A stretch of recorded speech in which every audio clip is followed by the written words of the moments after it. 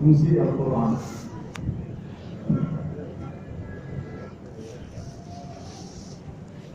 Setelah kita mengetahui definisi Al-Quran, kalam Allah yang berubah kepada Rasul kita dan penuh dengan mukjizat. Sekarang kita mulaikan fungsinya. Kita ambil saja ayat Al-Quran yang menerangkan tentang fungsi Al-Quran. Pertama surat Al-Ma'idah ayat 15 dan 16. Allah berfirman, قَدْ جَاءَكُمْ مِنَ اللَّهِ نُورٌ وَكِتَابٌ مُبِينٌ يَهْدِي بِهِ اللَّهُ مَنِ اتَّبَعَ رِضْوَانَهُ سُبُلَ السَّلَامِ وَيُخْرِجُهُم مِّنَ الظُّلُمَاتِ إِلَى النُّورِ بِإِذْنِهِ وَيَهْدِيَهُمْ إِلَى صِرَاطٍ مُّسْتَقِيمٍ.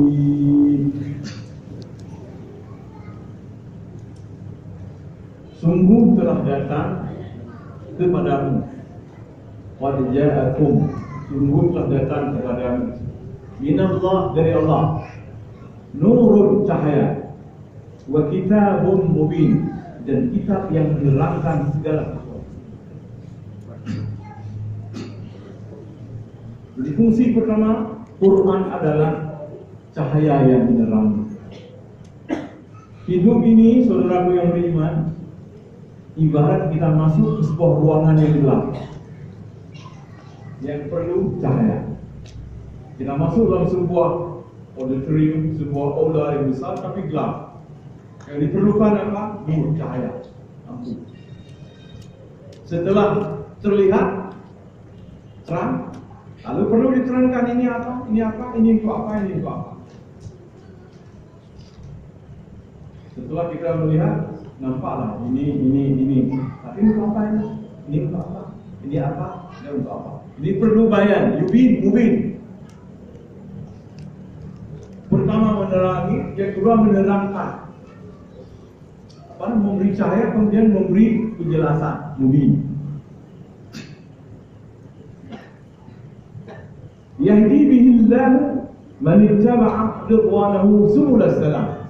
Dengan Quran itu Allah memberi petunjuk kepada orang-orang yang mencari ridhanya menuju kehidupan yang salam, subulus salam, menuju ke subulus salam.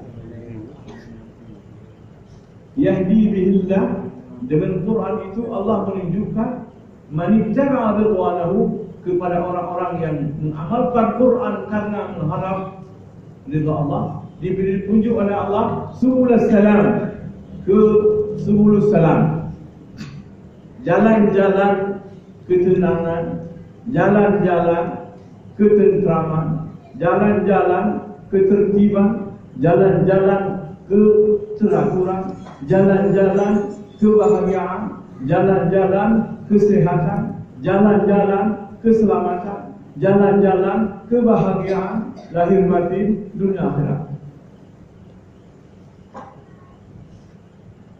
Lihat, siapa yang ingin mencari ridha Allah mengikuti Quran, Allah beri petunjuk padanya menuju subul salam. Sabil satu jalan, subul banyak jalan, salam tenang, tentram, tertib, teratur, sehat, bahagia, damai,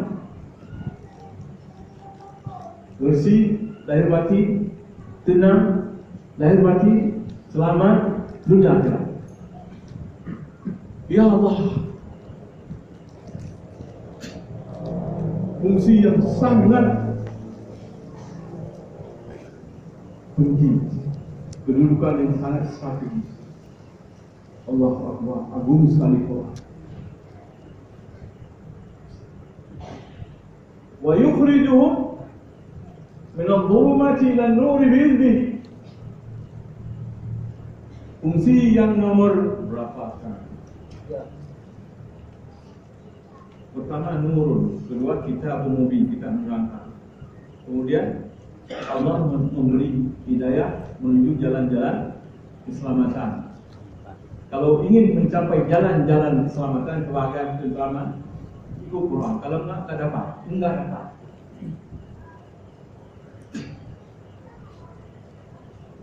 Kemudian dikeluarkan dari kegelapan menuju cahaya dengan izin Allah.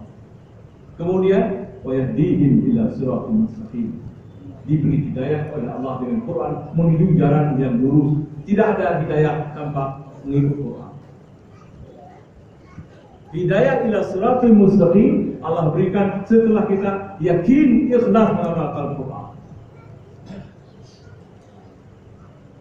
Jelas sekali. Orang nak hidayah alam. Anak itu orang nak belum Jakarta ya, Pak Kawai jauh Jakarta nya. Orang nya andro. Cikanya kapainya jauh Jakarta jangan dimulai terus. Oh itu mulainya lu pray lain berpray. Sampai cuma belum kami andro. Mobil menuju bis ke Medan mana itu? Saya nggak mau naik, nggak sampai ke Medan. Memang itu yang bawa kamu ke Medan naik. Itu yang bawa kamu menuju jalan yang lurus naik.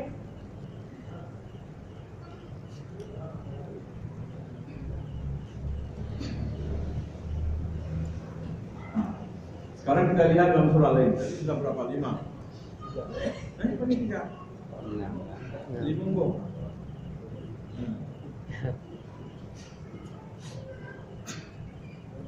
Keluar dari kegelapan menuju cahaya, kemudian diberi petunjuk oleh Allah kepada jalan yang lurus. Kali monggo. Gimana? Sekarang kita lihat surah lain. Surah Al-Baqarah 185. شهر رمضان الذي أنزل فيه القرآن هدى للناس وبينات من الهدى والفرقان. Dalam bulan Ramadan Allah turunkan Quran. Bulan Ramadan dalam bulan itu Allah turunkan Quran. Untuk apa? Hudan linnas. Jadi petunjuk bagi semua manusia. Semua manusia akan disebut. Hanya orang bertakwa dalam ayat itu. Seluruh manusia soal menerima atau tidak terserah. Tuntunan hidup seluruh manusia di situ. Sekarang di bumi ada 7 miliar. Tuntunan hidup mereka disediakan. Soal kamu terserah lu. Allah sudah sediakan di sana tuntunan hidupmu di sana. Linnas. Soal kamu terserah. Mau bahagia, mau tentram, mau selamat, mau sehat, ikut dia. Soal kamu gak apa, tapi jalannya itu. Allah menciptakan kamu memberi tuntunan itu. Hudan linnas. Wa bayyinatin. Dia itu adalah keterangan-keterangan. Fungsi yang ketujuh sekarang. Keterangan-keterangan. Seluruhnya. Maka disebut dengan bayinatin, bukan al. Kalau pakai al sudah tertentu. Kalau tidak pakai al itu apa saja keterangannya itu. Dan bentuk nakirah, bukan ma'rifah. Wa bayinatin. Dan ia terdiri dari berbagai keterangan. All kinds of information. Segala bentuk keterangan.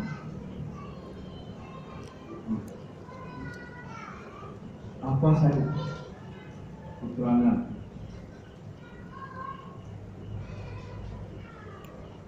Wabayinatin, segala keterangan minal huda, tentang petunjuk Allah.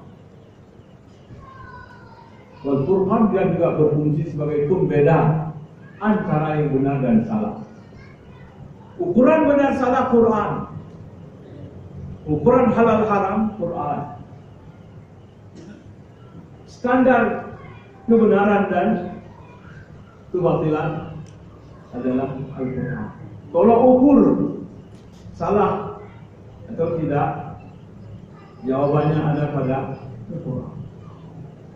Kalau dibilang haram, haram. Kalau bilang buruk, buruk. Kalau bilang halal, halal. Ukurannya Al-Quran. Kalau ukurnya adalah Itu Furqan. Kita lihat lagi dalam surah Al-Imran. Hadza bayanun linnas. Allah katakan itu di surat ayat 170.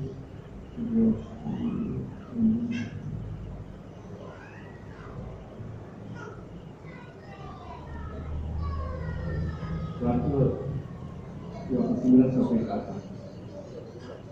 Itu jadi kalau وَقَالَتْ مِنْ قَبْلِكُمْ سُنَنٌ فَسِيرُوا فِي الْأَرْضِ فَانظُرُوا كَيْفَ كَانَ عَاقِبَةُ الْمُكَذِّبِينَ هَذَا بَيَانٌ لِلنَّاسِ. Quran ini adalah bayan, penjelasan hidup manusia, tentang konsep hidup manusia, penjelasan tentang konsep hidup, bayan linnas. Wa hudan, dan petunjuk, wa mau'izatun, dan pelajaran linnas. Hudan wa rahmatun lil muttaqin wa mau'izatun lil muttaqin. Hadza bayanun linnas wa hudan wa mau'izatun lil muttaqin. ولا تهنوا ولا تحزنوا وأنتم الأعلون إن كنتم مؤمنين. Sambutannya. Jadi bisa hafal tapi nggak bisa ingat nama. Ayat kali lupa dalam beberapa bulan tidak bisa saya ingat. Tidak ada pengaruh angkatan.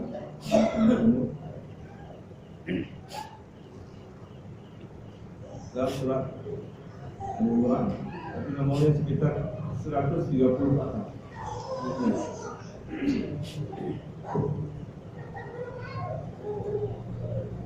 Kita lihat lagi dalam surat Bani Israil.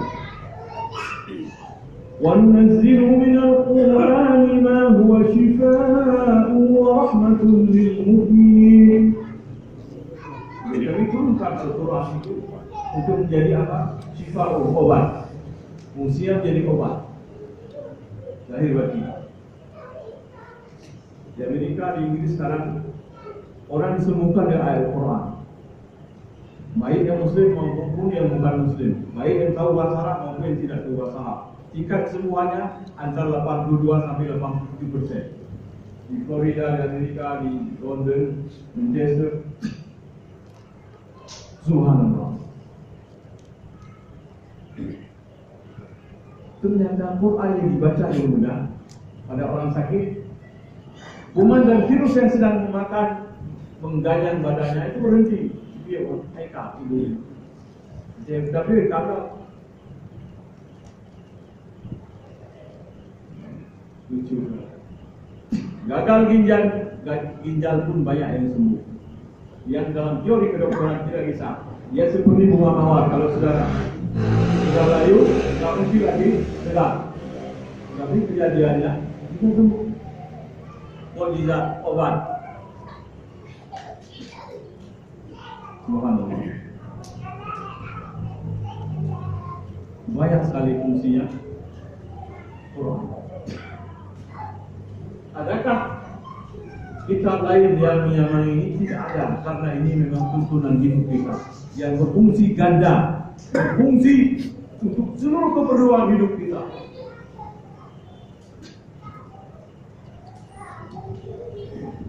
Allah. Terlalu panjang kalau saya uraikan itu. Sekarang saya masuk topik ketiga. Konsekuensi dari iman pada Al-Quran apa? Kalau sudah beriman sebagai salah satu rukun iman, maka mengandung konsekuensi, tanggung jawab atau konsekuensi dari beriman pada Quran. Oleh karena kita sudah beriman pada Al-Quran, maka wajib kepada kita 5 perkara. Pertama, al-unsu bil Quran, harus akrab dengan Quran. Lidah kita, hati kita, telinga kita harus akrab.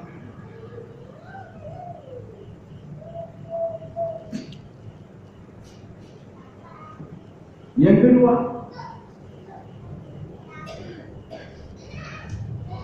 tarbiyatun nafsi bil Quran, harus membentuk kepribadian hidup kita di rumah tangga, di masyarakat.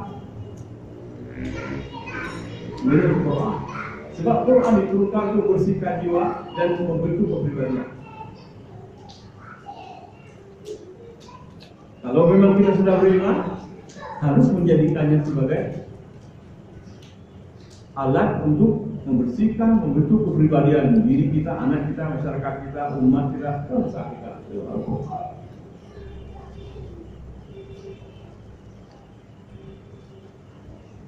Yang ketiga, kewajiban yang ketiga setelah kita beriman pada Al-Quran, at-taslimu ahkamil Quran, menerima peraturan-peraturan dan hukum-hukum Quran.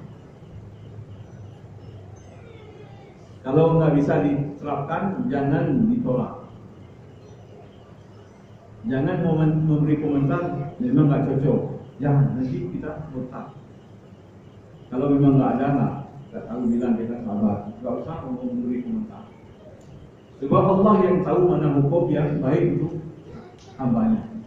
Jangan diukur dengan akal yang terbatas. Sebab Allah menurunkan Quran karena Allah tahu apa yang cocok untuk hambanya, supaya ia baik, supaya ia selamat. Ini tuntutan iman, kalau enggak usah beriman. Konsekuensi. Ini saya bilang, orang protes, tapi akhirnya menerima.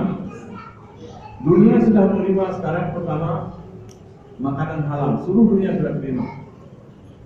Sekarang orang Yahudi dan Nasrani di Amerika, di Eropa mencari makanan, minuman, obat, minyak yang halal. Semua dari orang Islam. Sebab terbukti kalau nggak halal, anaknya, istrinya rusak. Jadi mereka sudah terima. Yang kedua sudah diterima pembagian hasil, sistem bagi hasil, profit sharing system, sudah diterima. Yang ketiga sudah dipertimbangkan sekarang hukum potong tangan untuk orang korupsi dan hampir diterima. Sebab kalau disuruh pilih orang ini, umpamanya ada orang yang mau kalau hukum Cina ditembak mati, hukum Inggris digantung mungkin, hukum Islam dipotong tangan. Panggil orang muda sampai orang tua, tanya, pilih yang mana? Kakek, cucumu ini terlibat korupsi, bagaimana menurutmu, pilih yang tiga? Tembak, gantung, potong tangan.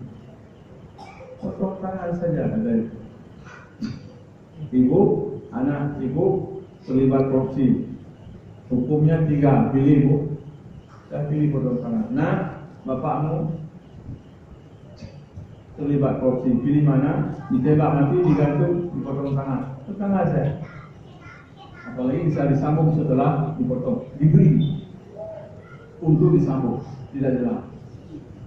Banyak orang Jerman, orang Korea yang mencuri di Saudi, dipotong tangan, kemudian mereka datangkan ahli, lalu disambung lagi. Yang penting sudah dipotong, jangan. Ya. Nanti pelan-pelan orang akan menerima.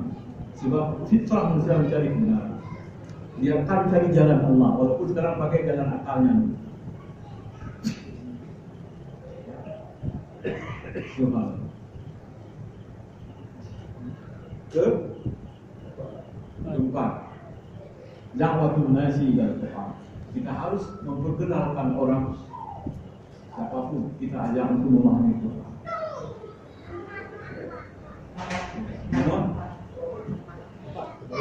Lima, tatbiq Al-Quran, menerapkan nilai-nilai Quran dalam kehidupan.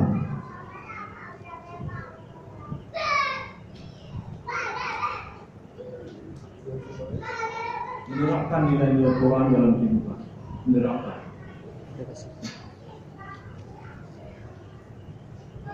Al-unsur bil Quran, dekat dengan Quran, akrab dengan Quran.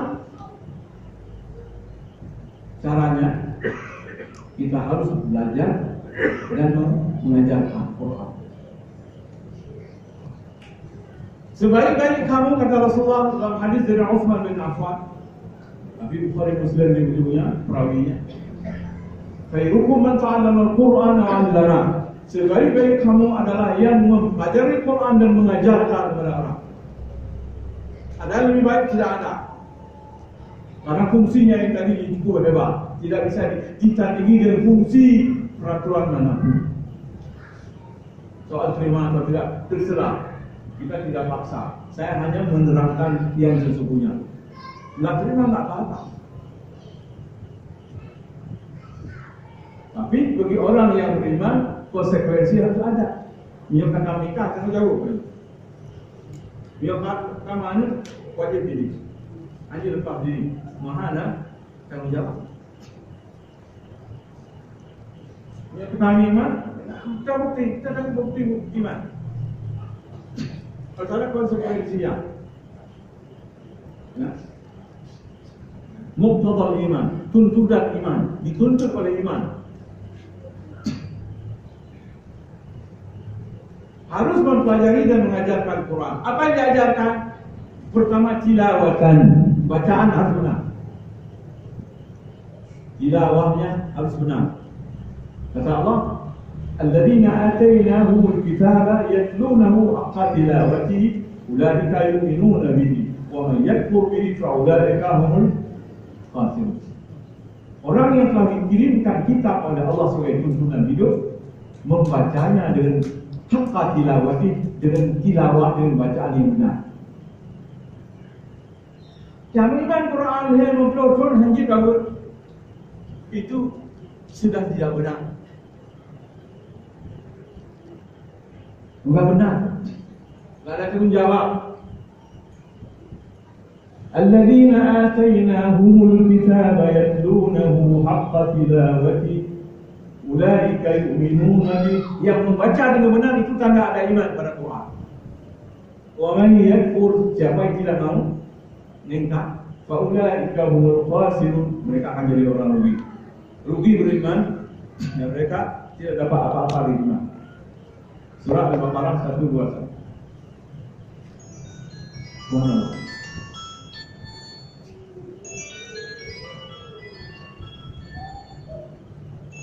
Baca harus betul, harus benar. Baca dulu. Kemudian fahman. Setelah dibaca harus dipahami, dipelajari. Ada dia baca. Anjir keluar kamar baru Injil. Nggak bisa sendiri. Baca karangan orang yang sudah benar karangannya, orang alim. Baca Injil kan, hanya dia merenung baca Injil. Baca Quran tidak. Enggak. Bila sudah diuraikan oleh yang pintar, pasti selamat. Baca kapai, red, email urut hanya email. Baik, pesawat yang tidak betul. Anjing, betul lah, maka kalau ambil kami, kenapa? Itu urut yang supir yang benar. Fahman. Tiga, tadabburan. Harus tadabbur, dianalisa. Tanda kita akrab dengan Al-Quran. Harus mempelajari dan mengajarkan kepada orang. Apa kita ajari dan kita pelajari? Bacaan, tilawah. Kemudian pemahaman, kemudian tadabburan, kemudian penamalan. Allah. Baik, waktu tidak mengizinkan untuk kalian dengar.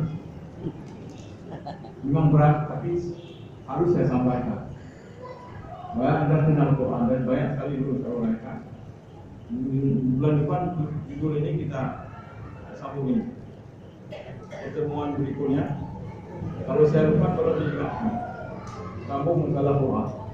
Walaupun mungkin berat, tapi harus diketahui dan benar.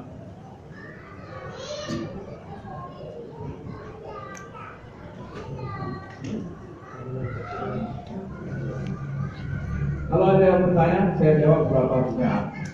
Silakan.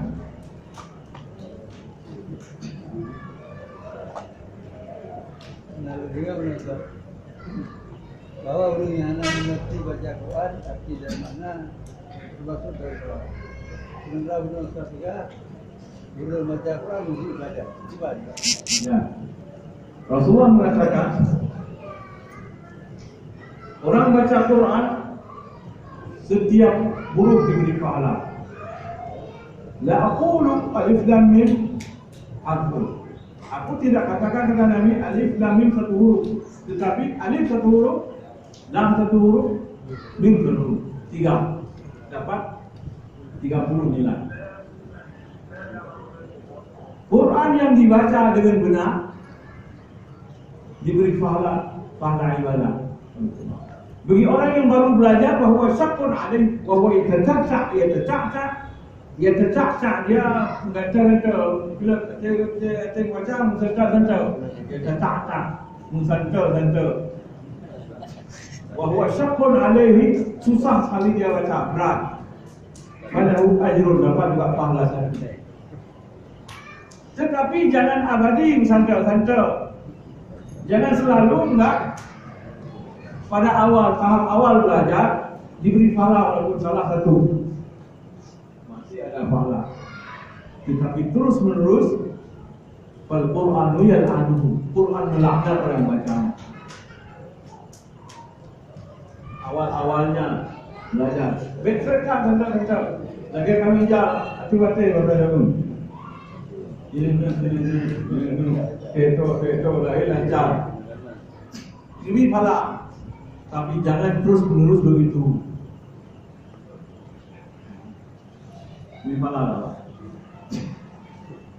Dan jangan takut. Yang penting sudah berusaha. Berapa yang bisa kita mau boleh buat. Kita sudah keluar, kita nggak belajar dulu susah. Niat yang baik itu dapat pahala. Setelah dibuat dapat lagi. Tapi usahakan jangan memalukan, baca yang bukan.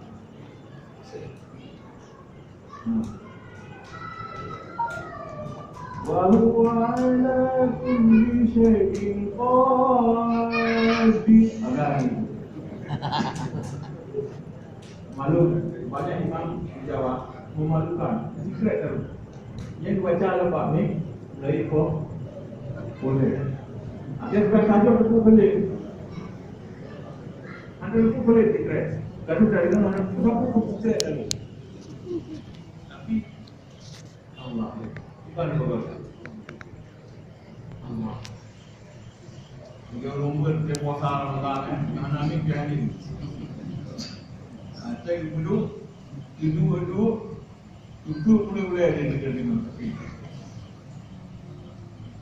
Itu asingnya Quran di tengah orang Islam, tidak terang. Langkah tuntutan iman, konsekuensi kita selanjutnya pada Quran harus dekat dan akrab. Sekarang tak akrab. Cuma tinggal baca, mana akrab? Setahun sekali baca di Melaka. Oh tidak akrab. Baik.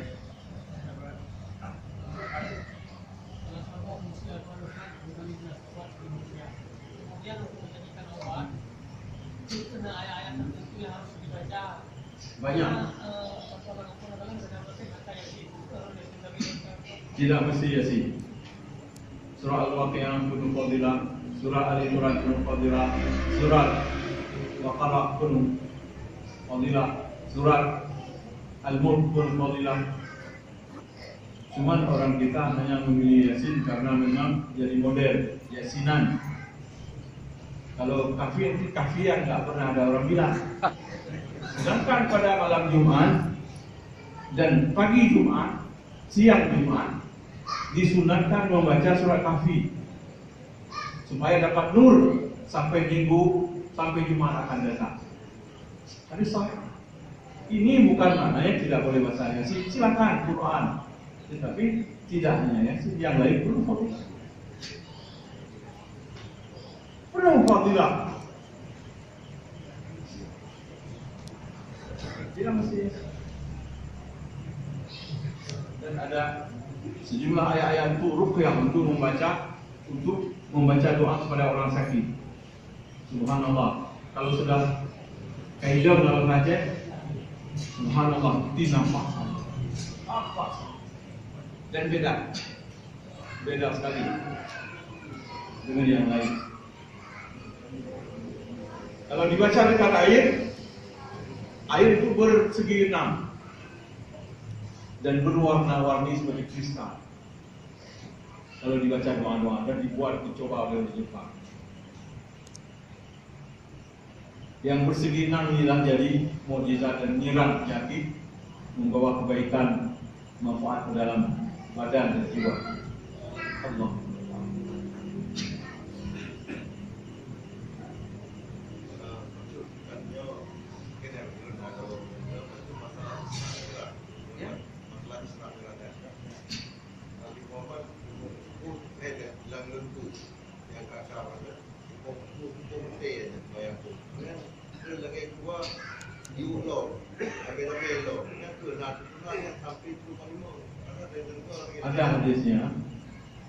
Ada hadisnya. Walaupun ada ulama yang mengatakan kenapa mesti begitu, tapi hadisnya riwayat Muslim. Bisa kita baca. Caranya tidak mesti tidak mesti, sebab dalam kuasa Allah triliun miliar tahun secara ilmiah nggak sampai, tetapi karena isu sultan dari Allah sampai. Jadi jangan bayangkan kahai video dan nyanyi enggak. Dia itu hanya satu gambaran di mana Rasulullah SAW ada tawaran yang lebih banyak sebelum itu, tapi akhirnya walaupun sedikit tawarannya ini nilainya sama dengan tawaran awal yang waktu ada hadis. Jadi memang Allah ingin menunjukkan rahmatnya kepada umat akhir zaman. Karena umat akhir zaman ini sibuk sekali dengan berbagai kegiatan, maka waktu salat itu ya, awalnya 50 diturunkan jadi 5, tinggal 10-10-nya. Tapi nilai ibadahnya kalau benar sama dengan 50 pada waktu-waktu yang telah ditentukan. Luar biasa.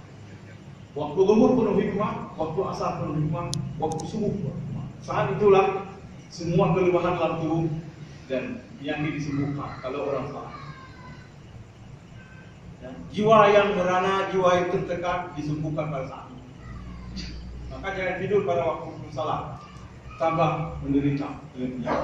Allah memberi peluang yang paling baik untuk perbaikan diri dari batin. Mewakili 50 waktu ditentukan 5 itu dengan satu ketentuan dari Allah kepada Nabi kita. Sobat.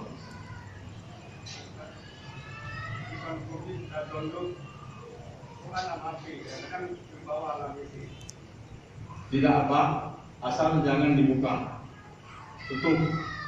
Sama dengan orang hafal Quran masuk WC apa hukumnya? Tidak apa-apa, asal jangan baca Quran. Nggak apa-apa. Sama WC yang HP yang mati nggak dibuka, masuk ke WC nggak apa-apa. Sama dengan kita nggak baca Quran. Kita hafal Quran masuk WC apa hukumnya? Itulah hukumnya boleh. Asal jangan baca, asal jangan buka, dan jangan dengar bunyinya.